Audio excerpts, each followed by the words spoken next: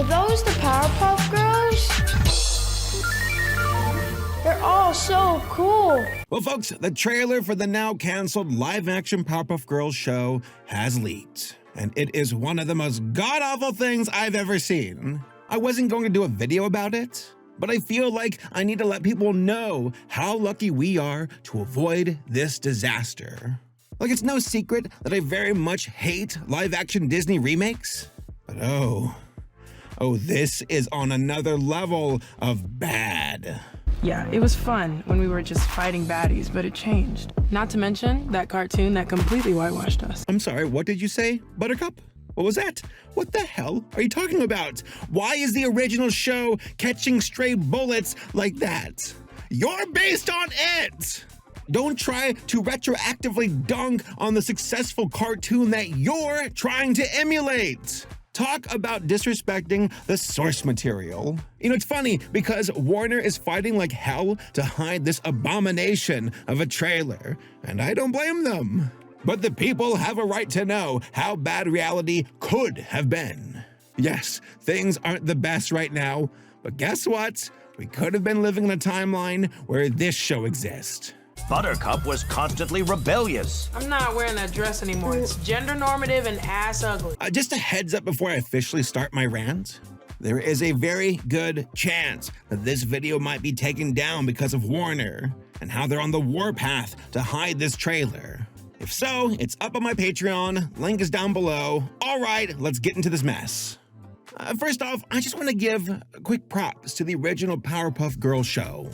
I was lucky enough to be a kid when this series arrived.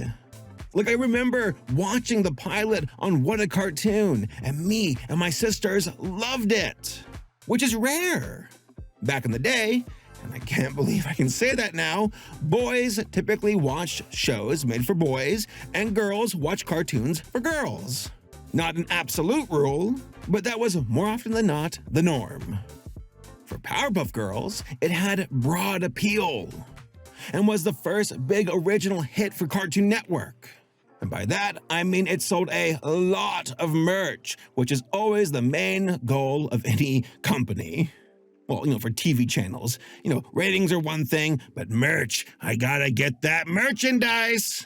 And merchandise there was, a lot of it. Toys are not for playing with. They are an investment, and opening the container of said item would dramatically decrease its collector's value. Props to the show's creator, Craig McCracken, a true legend of the animation world.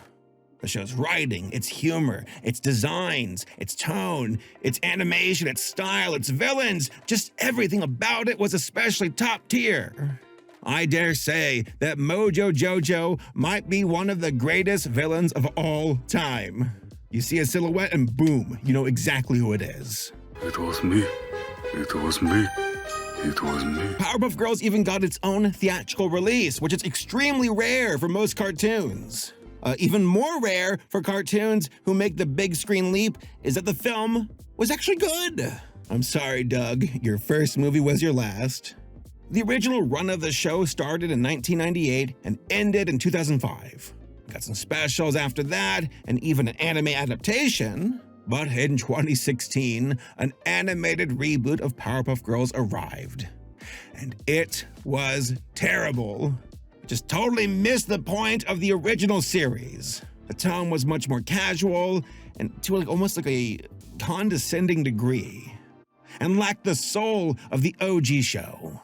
The girls were doing things that felt out of pocket to their character. Yeah, you know what I'm talking about. You know the scene. It's party time! All in all, one of the most terrible and disrespectful adaptations I've ever seen. And to think we almost witnessed something even worse just blows my mind. This is exactly like the gathering of the Juggalos. You've been. Oh yeah, I'm down with the clown. In 2020, it was announced that there would be a live-action Powerpuff Girls on the CW. Why do we need this? Everybody said collectively. Who is this for? I don't know, maybe nostalgic millennials? Perhaps, but then images leaked of the production, and boy, was there some well-deserved outrage. These costumes look like they're from Party City. And then the script leaked, and it got even worse. Here, let me read some of the most notorious excerpts from the script. Hold on. Bubble says, Blossom's fine. I saw on her Insta that she has a boyfriend. I saw on her LinkedIn that she got promoted. And I saw on Facebook that she still talks to Grandpa despite their political differences. Buttercup, coming back here is probably triggering for her.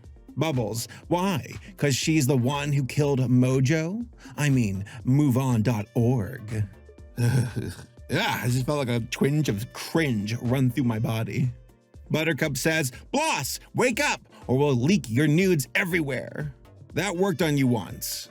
Buttercup would never do that. Blossom would never do that. All right, here we go. Interior, Powerpuff Girls' home, hallway, Buttercup's room, day.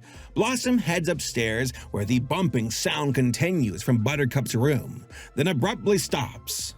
Blossom opens the door and finds Buttercup in bed with Macy, the woman she eyed at the bar the night before. They've just finished. Blossom, oh God, I'm sorry. Buttercup, it's fine. We're done? Macy says, I'd say 6 times is enough. Oh, Buttercup, you are a freak. I'm so glad this show's dead. I'm sorry, Powerpuff Girls 2016. Perhaps I treated you too harshly. Well, not really. Both of these reboots suck ass, but as I live and breathe, the live-action remake is by far the worst. Just based on this trailer alone, we avoided disaster. How can you botch these iconic characters to such a disgusting degree? Sure, age them up, that's fine. Make them act more mature. But this dialogue is extremely cringe and way out of character when it comes to the girls.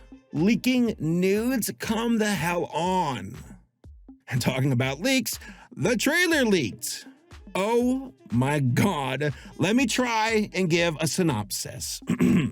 Professor Utonium makes the Powerpuff Girls. They become famous and have lines of merch. Wow, based on the original, eh? The actual merit-driven show who earned its success? Yeah, that one? Yeah, let's trash it for some reason. But cynicism. Mojo Jojo is now 2 humans. Mojo the adult and Jojo his son? I hate this so much. It could have been worse. Could have been Jojo Siwa. And next comes the laughable special effects. Now, I've seen amateurs on YouTube with better skills. We got a green screen. And as far as the girls go, they grow up and become disillusioned by the hero grind.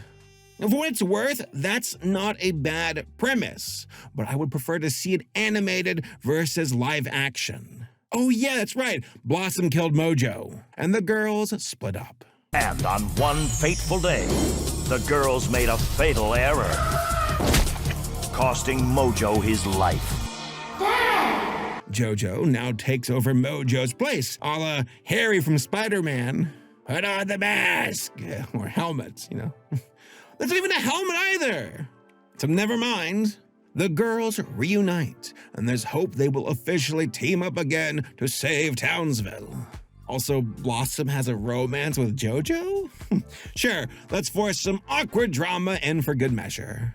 And Bubbles? Well, she made it all the way to Hollywood Boulevard.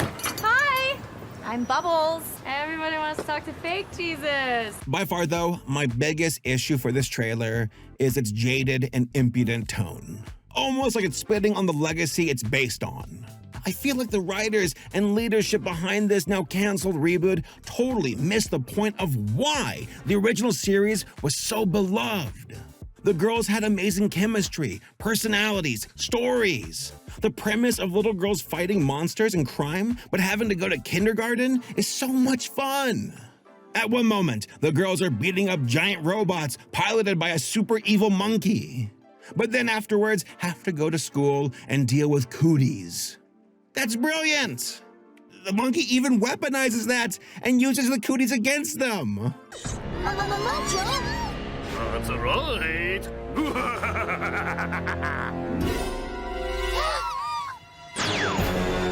Overall, this is a typical case of a company trying to pursue a cash grab, but are so out of touch that they fall on their face. Thankfully, and something that is rare to see, a corporate mix-up led to the show being canned. Thank you, Next Star Media Group. Let's keep this one in the vault for good. Also, we are super lucky that Craig McCracken is back in the saddle with an upcoming animated reboot for the series. He'll be back as director and show lead, so that gives me much more confidence. He was the nucleus of the original success, so I think we're in for a treat once the series is released. Counting my lucky stars, because we exchanged a terrible live-action reboot for an animated reboot in the hands of the original creator instead. After years of suffering, the Powerpuff Girls are due for a big comeback. Also, props to Jellystone for actually understanding the assignment with their crossover episode. I don't want to spoil too much, it's on Max if you want to see it, but basically a bunch of Cartoon Network characters show up in the same universe and wackiness ensues. Lots of returning voice actors, the style is faithful to the originals, and overall, very well done. That is how you honor the legacy of a show. Not this Party City, almost like adult film levels of production. What the hell is this? But hey folks, those are just my overall thoughts. What do you think? Tell me down below in the comments, and I'll see you all next time.